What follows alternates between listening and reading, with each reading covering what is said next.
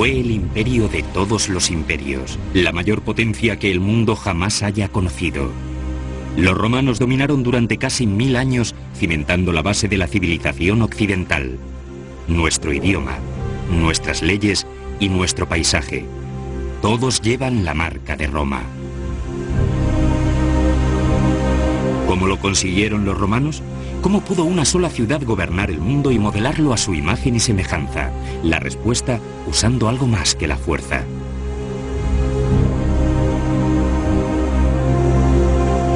Los romanos fueron los primeros en desarrollar una fórmula para poder gobernar un imperio que no solo se basara en lanzas y centuriones, sino en la cultura y la psicología, en los medios de comunicación y en la tecnología. Esa fórmula no desapareció con los romanos, sino que muchos de los grandes imperios de la historia la han utilizado, y su magia sigue surtiendo efecto hoy día, en nuestra época. El imperio más reciente está en el Nuevo Mundo y utiliza el modelo clásico legado por Roma. Roma, el imperio modelo. Roma se fundó en las tierras pantanosas de la parte central de Italia, unos 800 años antes de Cristo. Los romanos fueron más listos que sus vecinos y fueron poco a poco imponiéndose a ellos, a veces usando una inteligente diplomacia y otras la fuerza de las armas. Una por una cayeron todas las ciudades rivales de Italia. Los romanos continuaron su marcha hacia España, Francia, los Balcanes, el norte de África y el Oriente Medio, conquistando todo lo que se encontraba a su paso. Controlaron todo el mundo mediterráneo y más allá. No creo que podamos decir que los romanos se propusieran de verdad crear un imperio. Ocurrió como una serie de accidentes hacia los que se vieron arrastrados. Formaban una sociedad militarista y para poder progresar dentro de ella tenían que participar en algún tipo de aventura militar en el extranjero que les permitiera subir en el escalafón. Su mundo siempre estaba ligado a la guerra, fuera donde fuera, y por eso Roma se vio arrastrada a una guerra tras otra.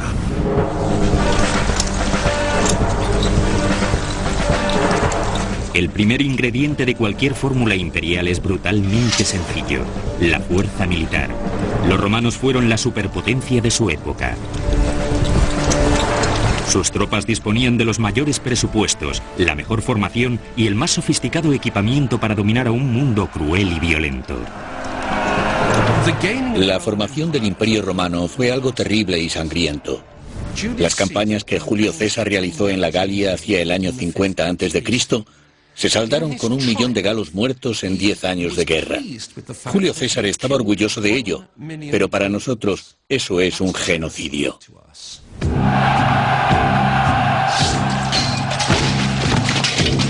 Para los romanos, la violencia era parte de su vida diaria. Eran duros y querían que el mundo lo supiera. ¿Qué mejor lugar para propagar ese mensaje que enfrente de una enorme masa de espectadores?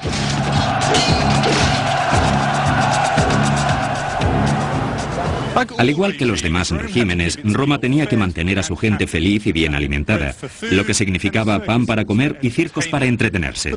Aunque la versión romana de estos circos era algo más que puro entretenimiento. Luchas de hombres contra bestias y de hombres entre sí en las famosas batallas de gladiadores. Y organizando estos juegos, aquí en el Coliseo o por todo el imperio, Roma se vio envuelta en una política del terror.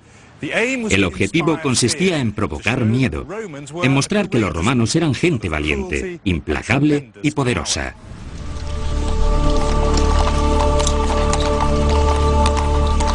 Ese mensaje llegó más allá de los ciudadanos de Roma y propagó este terror alrededor del mundo. Hubo un rey griego llamado Antíoco de Siria, que entró en guerra con otro rey egipcio, el rey Ptolomeo. Y como Roma no quería esta guerra, envió a un influyente miembro del Senado romano, Popilius Laenas, a entrevistarse con el rey Antíoco. Y aquel le dijo al rey: el Senado romano dice que debéis poner fin a esta guerra y marcharos a casa. Antíoco le respondió: ¿podrían dejarme pensarlo durante un tiempo? Popilius Laenas cogió un palo, dibujó un círculo en la arena alrededor de Antíoco y le dijo: sí, Puedes pensártelo. No obstante, deberás decidirte antes de salir de este círculo, porque si no, será la guerra. Antíoco respondió: ya que me lo expones de forma tan razonable, me iré a casa. Esta era la influencia y el poder que tenían. Está claro quiénes son los romanos de nuestros días, qué nación tiene una superioridad militar sobre el resto del mundo. Pero al igual que los romanos, los Estados Unidos comprenden que la fuerza militar solo sirve cuando todos los demás la conocen y la temen. Nuestra pregunta es si el Imperio Romano es o no de alguna forma como el Imperio estadounidense. ¿Creen que la influencia de Estados Unidos es tan generalizada como la que tenía Roma en sus tiempos? Estoy segura de que sí. Sí, estoy segura. Por ejemplo, en la forma de vestir de la gente en el mundo y la de los norteamericanos. Y por supuesto el inglés es el idioma que todo el mundo necesita aprender para comunicarse y para el comercio. Como lo fue el latín. Sí, exactamente. Estas maestras de escuela estadounidenses están de visita en Roma. En su país enseñan latín e historia antigua. Sí, los romanos basaron toda su filosofía de conquistar el mundo en el deseo de paz. Querían que las fronteras fueran tranquilas y que sus ciudadanos pudieran comerciar, y por eso todos los que supusieran un obstáculo para esto estaban en problemas. ¿Y hasta qué punto les parece igual a la política estadounidense? Creo que es muy parecida. Están todas de acuerdo. De hecho, Estados Unidos ha conseguido un dominio militar que los romanos hubieran soñado. Aunque los romanos vivieron hace 2000 años, supieron que era lo que daba ventaja a un imperio sobre los demás. No era suficiente ser una superpotencia militar, había que liderar el mundo en todos los demás campos. Y cuanto más se sobresale en un área, más ventaja se tiene para las demás. La tecnología es un ejemplo perfecto. Como bien entendieron los romanos, una innovación en un principio pensada para un uso militar puede acabar impulsando los negocios y el comercio.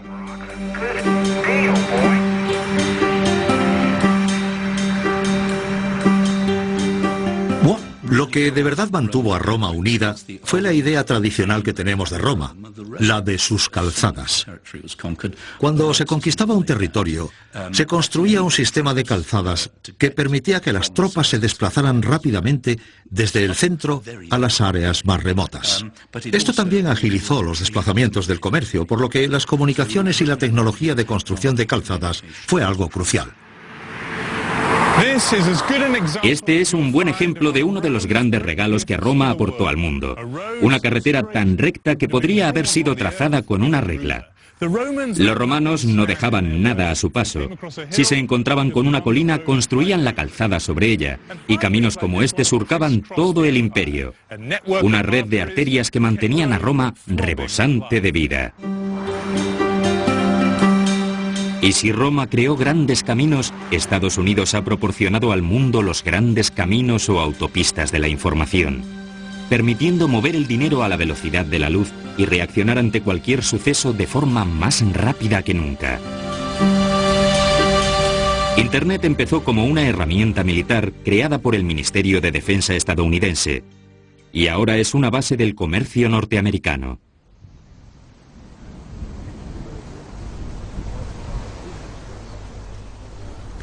Vamos a bajar a este antiguo puesto. Esto es Vindolandia, al norte de Inglaterra, un lugar en el que se hallaba un fuerte romano. El trabajo de toda la vida de Robin Birley ha sido el de averiguar lo que existía bajo la superficie. Dirige un equipo de arqueólogos que han estado desenterrando tesoros romanos durante los últimos 35 años. Aquí es donde empiezas a recoger documentos romanos, ¿ves? ¿Eso es un documento? Sí.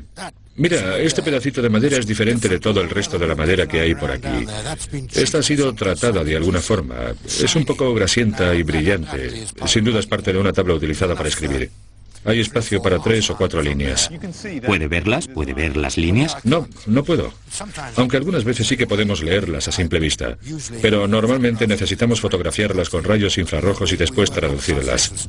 Contendrá un mensaje de alguien de hace casi 2000 años. Este suelo está fechado entre el año 99 y el 105 aproximadamente. ¿Antes de Cristo? Sí, antes de Cristo. Estas tablas de escritura antiguas revelan todos los aspectos de la vida en las milicias romanas, ya fueran solicitudes de provisiones o refuerzos o cartas a personas queridas. Podían llegar a Roma en solo unas pocas semanas, una velocidad asombrosa para la época. Esto nos muestra lo articulado que estaba el Imperio Romano. Hay correos que van de un lado para otro en todo momento. Encontrar estos documentos es para mí lo más excitante de todo, porque no deberían existir, no deberían haber sobrevivido al mundo moderno. La primera tabla que encontramos es una que a la gente le gusta mucho, porque habla del envío a alguien de un paquete con zapatos, calcetines y subligaria. No sabíamos lo que significaba la palabra subligaria y tampoco la encontrábamos en los diccionarios clásicos, hasta que alguien la encontró en un poema bastante vulgar de un poeta que creo que se llamaba Cartólisis, y resultó que significaba ropa interior. A la gente le gustó mucho porque reforzó el mito del soldado romano solitario de la frontera, aunque no estaban tan solos. Tendrían alguna abuelita simpática o alguien que les enviaran esos paquetes. La gente continúa hablando de la caída del Imperio Romano, pero para ti los romanos se encuentran todavía entre nosotros. Nosotros somos muy afortunados porque podemos conocer sus nombres y nos preguntamos cómo sería, por ejemplo, un tipo llamado Crautio y averiguamos que aparte de todo era alemán, lo que no es una gran sorpresa. Crautio en alemán. Exactamente, es un buen nombre alemán. Suena como Axteris el Galo. Así es, Crautio el alemán y también Atrectus el cervecero y Cándido el porquero. Todo esto es apasionante.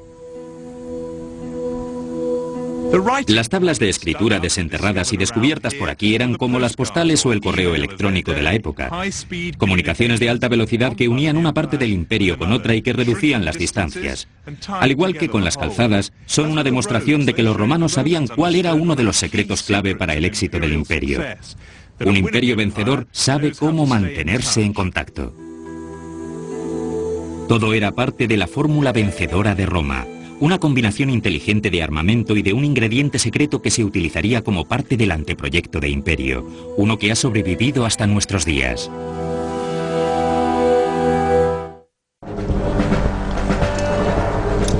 ¿Qué llevó a los romanos al poder? ¿Qué es lo que hizo de su imperio un modelo que pervive aún hoy día? ¿Acaso sería porque no se dedicaban meramente a saquear y a huir? Los romanos se quedaban y traían su civilización consigo. El objetivo era gobernar no solo el territorio, sino también los corazones y los pensamientos. Los romanos sabían algo que era muy importante para conseguir el éxito, que ningún imperio podría sobrevivir solo con el uso de la fuerza bruta. Serían necesarios también poderes más sutiles y no tan visibles. Es como si hubiera dos tipos de imperialismo. Por una parte, un imperialismo duro, los asuntos de las armas, las conquistas y las victorias en las batallas. Y por otro, un imperialismo blando, los trucos psicológicos, culturales y políticos que utiliza un imperio no para obtener el poder, sino para conservarlo. Aquí, en la esquina noroeste del imperio, en la británica ciudad de Bath, puede verse lo que significó la influencia romana para las provincias imperiales. Los bárbaros británicos sintieron admiración por semejante sofisticación. Un complejo de baños hecho posible gracias a un avanzado sistema de abastecimiento de agua. Transportaban el agua hasta los baños a través de estas tuberías de plomo o mediante fuentes. También aquí se encontraban los famosos hipocaustos romanos, precursores de la actual calefacción central, y en el interior una piscina que hoy día llamaríamos jacuzzi. Pero Bath les podría haber creado grandes problemas a los romanos. Cuando llegaron se encontraron con que este era ya un lugar sagrado para los celtas que adoraban aquí a la diosa Sulis. La respuesta de los romanos fue toda una inspiración. Se dieron cuenta de que esta diosa Sulis, a quien los locales asociaban con la curación, la sabiduría y la guerra, era como una versión celta de su propia diosa, Minerva. Enseguida decidieron unir a las dos, construyeron un templo y dedicaron estas aguas sagradas a Sulis Minerva. Los romanos utilizaron una inteligente combinación de cultura. Dejaron que pervivieran las costumbres locales, aunque seduciendo a los nativos con su propia y sofisticada forma de vida. Fue una combinación gracias a la cual Roma pudo gobernar con un guante de terciopelo en lugar de con un puño de hierro. Hay un texto escrito por Tácito sobre la Bretaña que dice que los bretones eran muy buenos romanos. Esto se escribió poco después, unos 20 o 30 años tras la invasión. Son buenos romanos porque han adoptado el ánfora, los baños y todas estas cosas romanas. Y piensa que es una influencia civilizadora. Pero esto también se podría ver como una señal de su esclavitud.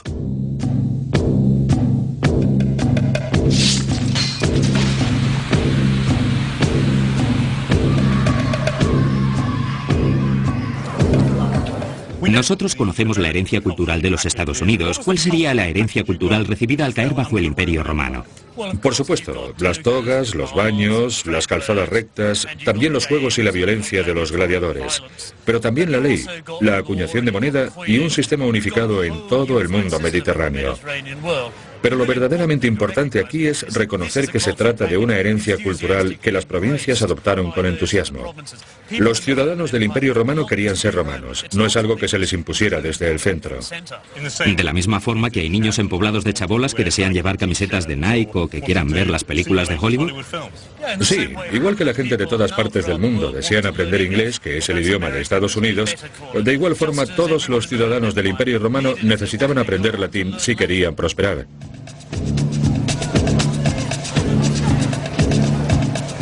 Los imperialistas entienden muy bien lo que significa la dominación universal. A cualquier sitio que fueras del Imperio Romano era como estar en Roma. Todas las ciudades de las provincias se afanaban por parecerse a Roma.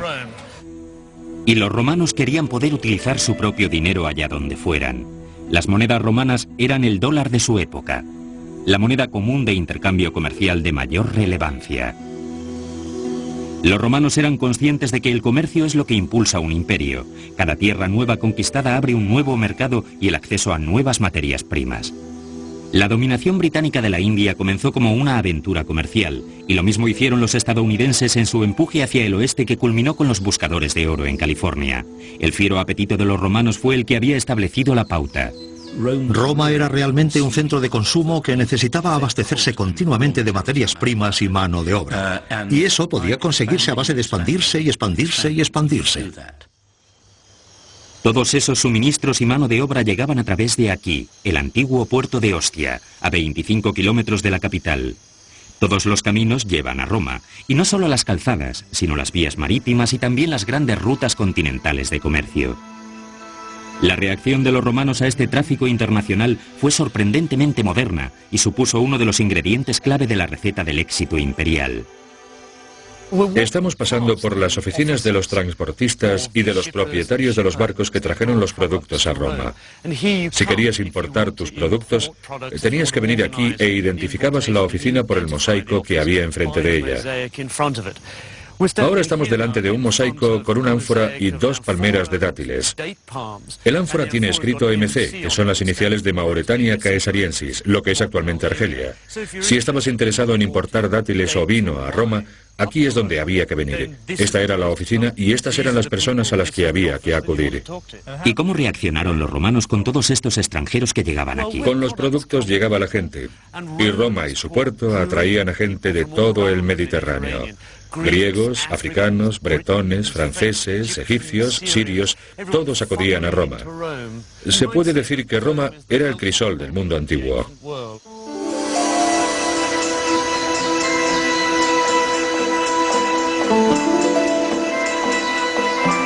La cosmopolita atmósfera de Roma no era exclusiva de la capital. Se sabe que la diversidad étnica se extendía a los confines más remotos del imperio.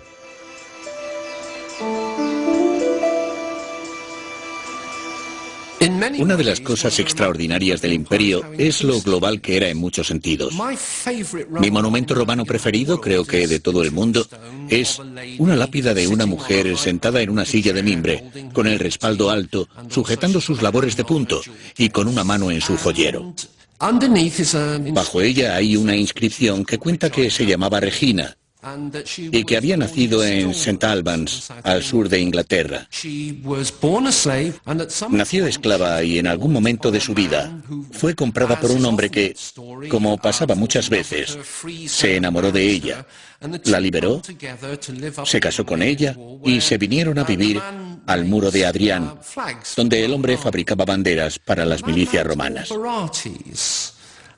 Este hombre se llamaba Barates y era de Palmira, una gran ciudad de caravanas en el desierto de Siria, junto al Éufrates, en el otro extremo a miles de kilómetros.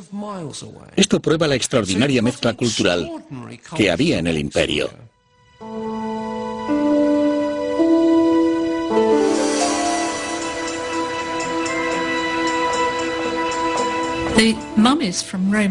Las momias del Egipto romano son un maravilloso ejemplo de lo extraordinariamente mezclada que se encontraba la cultura. Tenemos ejemplos de personas que cuando eran jóvenes intentaban ser romanos por todos los medios para poder ascender en la jerarquía social, pero que, sin embargo, conservaban sus creencias en la vida después de la muerte, que era algo claramente egipcio. Se ofrecía abiertamente la ciudadanía romana y también el servicio en los regimientos. Los soldados recibían unas placas de bronce con una inscripción que decía: ahora soy un ciudadano romano. Esto era algo que se valoraba extraordinariamente. La gente conseguía ascender a través del ejército hasta puestos de mucho poder. Con el tiempo habría emperadores provenientes de las clases dirigentes españolas, como Trajano o como después Séptimo Severo, de África del Norte. Vistos ahora, los romanos nos parecen sorprendentemente abiertos a los extraños. Permitían que los extranjeros disfrutaran de las ventajas del imperio y los que provenían de las familias adecuadas podían incluso ascender hasta lo más alto. Convirtieron en una virtud el hecho de vivir dentro de sus fronteras. Los Estados Unidos han elevado esto a un nivel superior.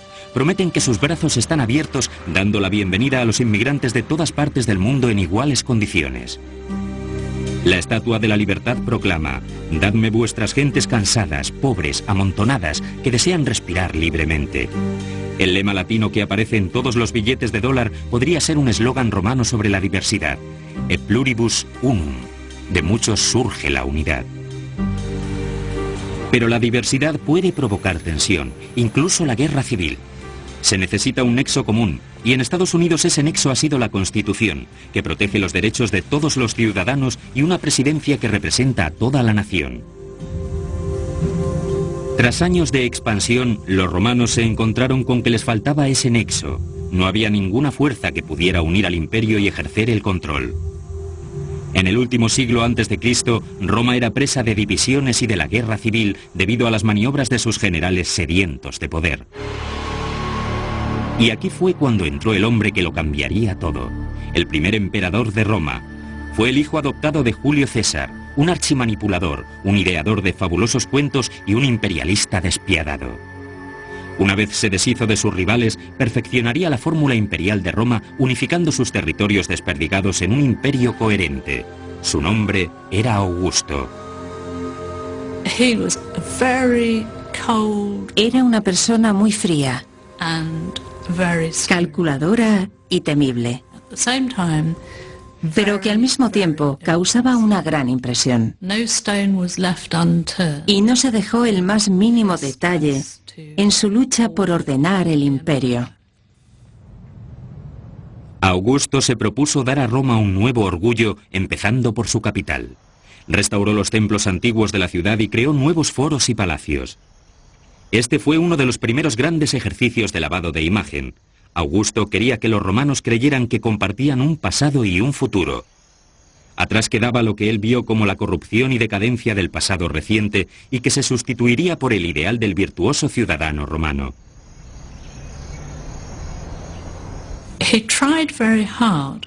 Augusto hizo todo lo que pudo por imponer una especie de vuelta a los valores tradicionales.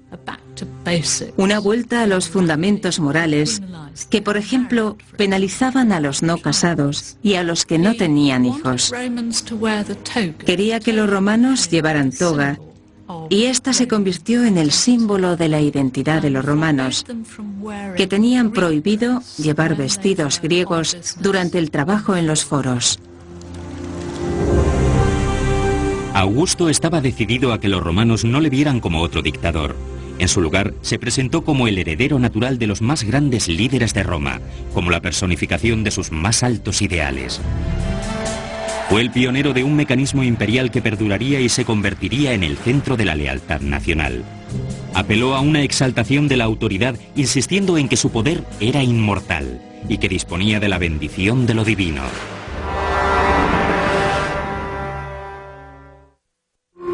Augusto decidió que era el momento de darle a los romanos una historia digna de las personas en las que se habían convertido. Animó al poeta Virgilio para que escribiera una saga épica sobre Eneas, el héroe refugiado del mundo heleno que se convirtió en el fundador de Roma. En el mito de Eneas tenemos a un troyano derrotado por los griegos, o al menos eso es lo que piensan los griegos, que atraviesa todo el Mediterráneo respaldado en todo momento por los dioses en una misión divina para fundar Roma. Y por supuesto, Augusto y Julio César descienden de Eneas. El de Eneas fue un verdadero mito sobre la fundación de una civilización. Para los romanos era muy importante tener un mito sobre su fundación. En todas las partes del mundo tenían mitos sobre sus respectivas fundaciones y normalmente los mitos tienen una pequeña parte de verdad que luego se va sucesivamente adornando cada vez más. Todo el mundo mediterráneo conocía la guerra de Troya y era lógico querer que alguien como Virgilio la adornara y la convirtiera en literatura popular. Pero Augusto quería algo más que crear cuentos. Deseaba grabar en piedra su leyenda. Nos encontramos en el foro que Augusto construyó para su propia gloria y que habría sido un monumento asombroso. Estaría techado parcialmente con un maravilloso mármol blanco brillante. Aquí, sobre todo, es cuando Augusto trata de reescribir el pasado. Este foro estaría adornado con una gran serie de estatuas que retrocederían desde el tiempo de Augusto, 8 siglos atrás, hasta la misma fundación de Roma. Las conexiones eran importantes y creo que también trató de darle un aire natural al pasado para que el avance del imperio pareciera menos accidental, menos agresivo, menos brutal. Así parece ordenado y apacible. Monte Rushmore. Los rostros de Washington y Jefferson, dos grandes presidentes de los Estados Unidos, se esculpieron en piedra de granito imperecedera. Hoy un tercer gran presidente, Abraham Lincoln, se les une. En los últimos 10 años se han hecho explosionar más de 400.000 toneladas de granito para realizar este monumento a los líderes inmortales de Estados Unidos. El mito de la fundación de los Estados Unidos es el de la libertad, el de su guerra de la independencia, su lucha contra el malvado imperio británico por el derecho a gobernarse a sí mismos. Esto hace sentirse a los estadounidenses incómodos con la misma idea del imperio. Todavía se consideran la nación rebelde que luchó contra un poder imperial. Educados para verse a sí mismos como los débiles valerosos, no aceptan ahora la idea de verse como imperialistas. Pero los romanos no tenían esos problemas. Estaban orgullosos de ser un imperio, disfrutando de su papel de señores del mundo conocido. Augusto encontró una forma de canalizar esa energía. Ideó una estratagema que se convertiría en un elemento clave para la forma de gobernar el imperio. El orgullo colectivo se centraría en la persona que estaba en el poder. Se construyeron estatuas e imágenes de Augusto en Roma y se distribuyeron y copiaron por todo el imperio.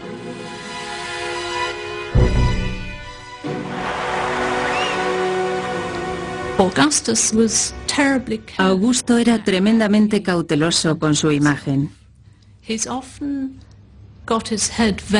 A menudo llevaba la cabeza cubierta con parte de la toga, que era una especie de símbolo de piedad y humildad. Aparece muy tranquilo, seguro y con proporciones heroicas. Pero la imagen que presentaba Augusto tenía poco que ver con la realidad. Su biógrafo, Suetonio, dice que Augusto era de talla media. Tenía el pelo rubio, la nariz prominente, pocos dientes y sucios, y que era muy sensible a la temperatura, por lo que en invierno llevaba un chaleco de lana. Pero Augusto no tenía por qué preocuparse demasiado por eso, ya que no vivía en la era de la televisión. Muy pocos romanos le vieron de cerca, pero en su lugar confiaban en los relatos y leyendas que contaba la gente sobre su poder inexpugnable. Fue a visitar a un amigo suyo, aristócrata, que tenía una fabulosa colección de jarrones de alabastro. Y también un estanque lleno de peces a los que alimentaban con carne. En un almuerzo, uno de los nuevos esclavos tropezó y destrozó una de sus tazas de ónix. Arrojaron a este pobre sirviente al estanque de peces carnívoros. Cuando el chico empezó a gritar desde el estanque de peces, Augusto se levantó y dijo: «Salvad al chico».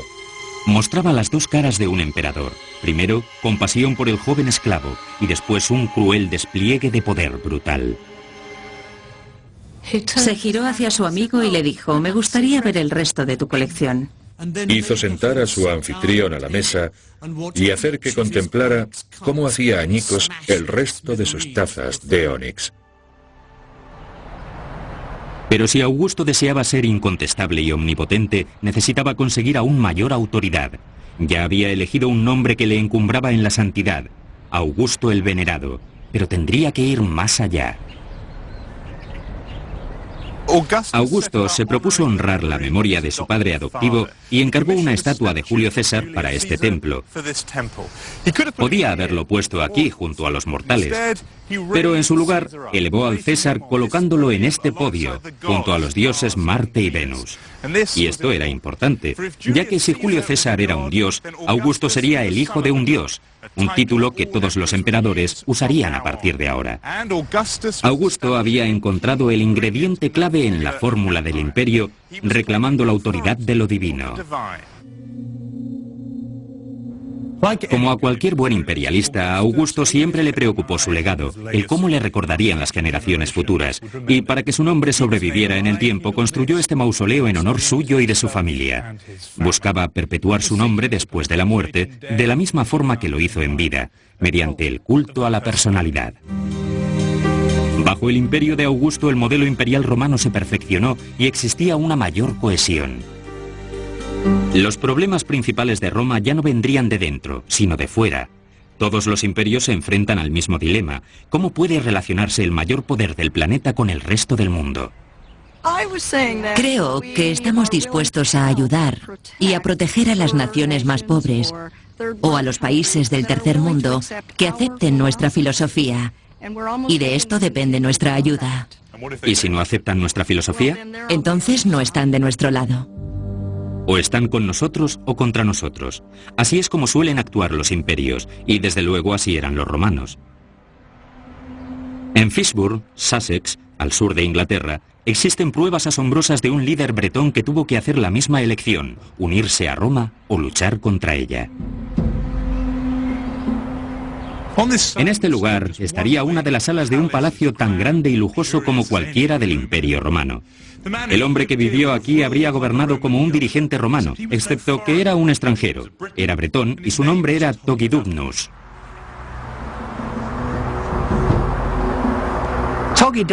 Togidubnus era un personaje bastante oscuro.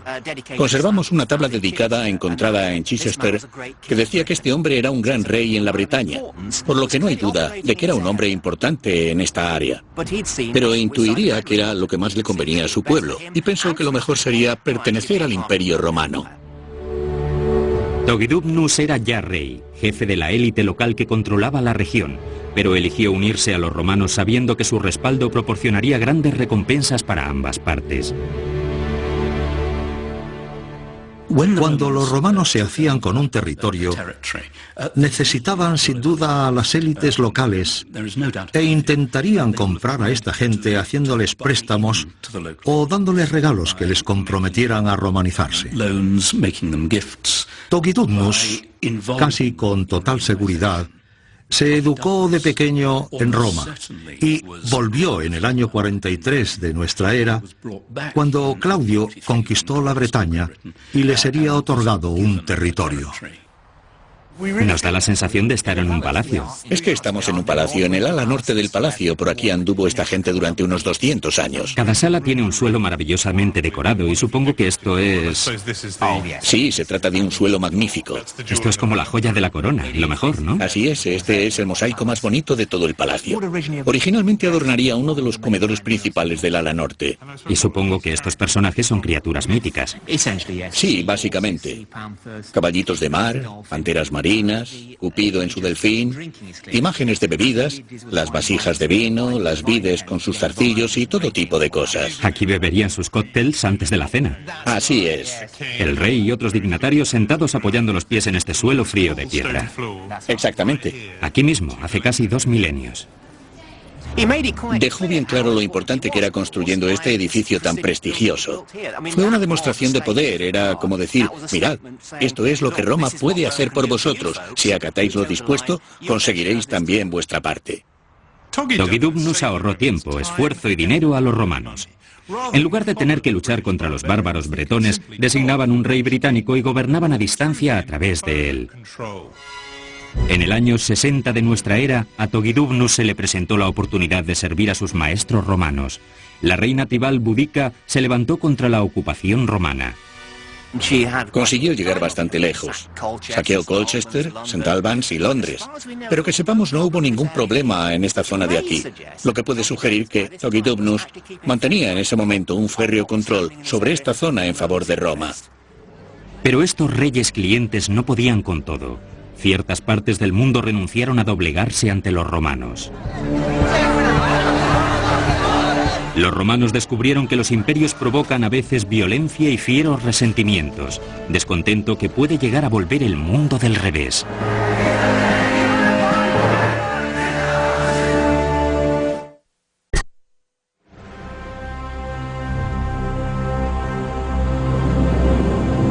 La fórmula imperial de Roma tenía que ocuparse de los rebeldes que quedaban fuera del imperio. Los romanos fueron astutos, utilizando todas las estratagemas posibles para salirse con la suya. Lo que los imperios necesitan para justificar su expansión es, por supuesto, enemigos. En algunos casos serían reales, pero en la mayoría de los casos serían cuidadosamente inventados. Los romanos se convencieron a sí mismos de que existía una continua amenaza desde el este, en Oriente, y que debían estar preparados para enfrentarse a ella. Pero los imperios no siempre necesitan imaginarse a sus enemigos. Algunos odian el estilo de vida del imperio, pero incluso aquellos que se ven atraídos por esta forma de vida pueden tener resentimientos hacia su poder y atacar a los símbolos de su dominación cultural. Los resentimientos solo pueden permanecer reprimidos un tiempo. Cuando finalmente estallan, golpean con un poder devastador. En el año 80 a.C. se produjo un grave incidente cuando el rey heleno llamado Mitridates ordenó a sus seguidores que mataran, en un día específico, a todos los ciudadanos romanos que se encontraran. 80.000 personas fueron asesinadas en comunidades locales. Los romanos se quedaron estupefactos. Y esto es como lo que se vienen preguntando en muchos periódicos estadounidenses desde el 11 de septiembre. ¿Por qué nos odian tanto? ¿Quién podría hacer esto a nuestra gran nación y por qué? ¿Por qué elegirían a los Estados Unidos?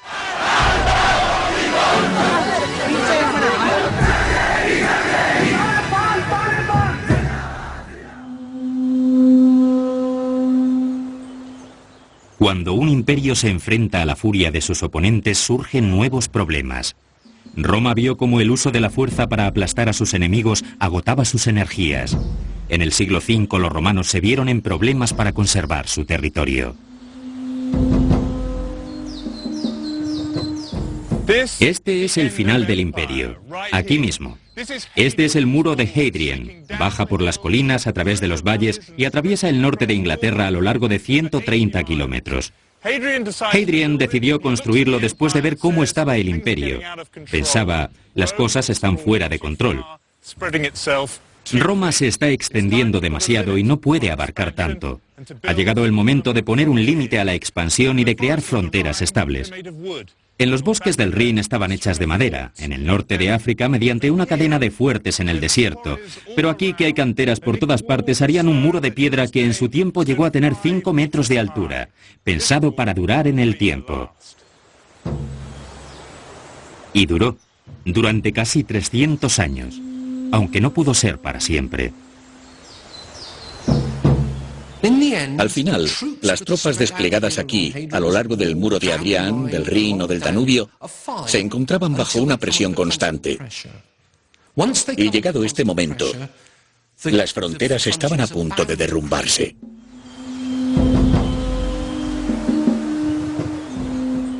Creo que los imperios llevan potencialmente dentro de sí su decadencia. Todos los imperios acabarán desmoronándose porque el concepto de imperio es algo dinámico. Tiene una trayectoria, un principio, un transcurso y un final. Y lo que vemos en el Imperio Romano es este crecimiento energético hasta el punto en que no pueden ir más allá, en que sienten sus límites naturales y, por último, el aumento de las presiones a su alrededor que no pueden controlar.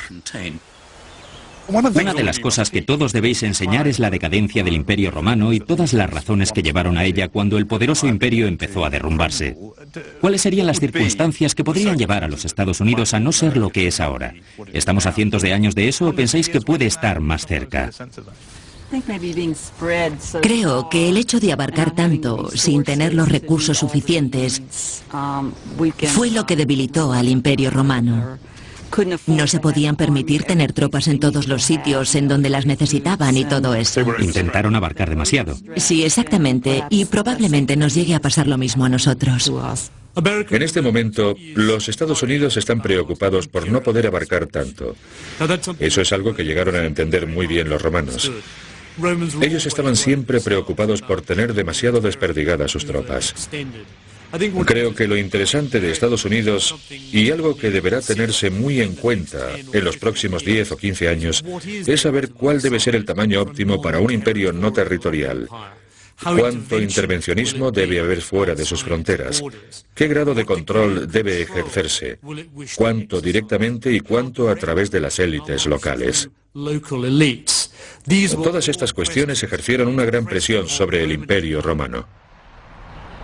Una de las cosas que los romanos demostraron sin lugar a dudas era que el imperialismo blando, la exportación de la cultura y el estilo de vida perduraría durante más tiempo que sus tropas.